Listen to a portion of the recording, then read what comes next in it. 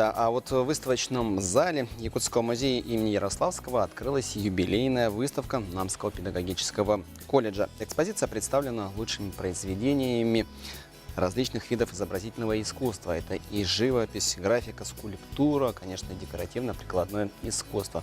Все подробности смотрите в следующем сюжете. Уникальность представленных работ в их традиционности. В каждой выражена любовь к своим предкам, к родному краю и традициям своего народа. На выставке представлены лучшие выпускные квалификационные работы Намского педагогического колледжа студентов последних лет. Все выпускники, которые оставили нам свои работы, они работают во всех уголках нашей республики учителями, педагогами, мастерами, именно по изобразительному и декоративно-прикладному искусству. В этом году у нас планируется выпустить 152 выпускника по таким специальностям, как учитель изобразительного искусства, по дошкольному образованию, учитель начальных классов, учитель физической культуры, педагог доп. Образования и педагоги по профессиональному обучению. Специалистов данных профилей изначально Намское училище готовит с самого своего открытия, тем самым не изменяя своей специфики. Работы студентов всегда имели национальное своеобразие. Они пропитаны истоками искусства своего народа.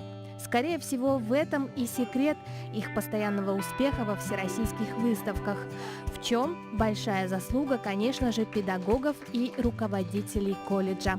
Я считаю, что сегодняшний колледж, сегодняшние студенты очень хорошо продолжили нашу основанную нами традицию.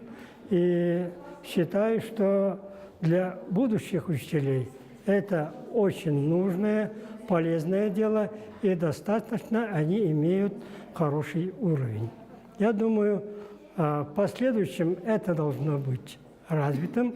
В каком плане? В плане того, что студенты должны получать высшее образование. Не только вот среднеспециальное.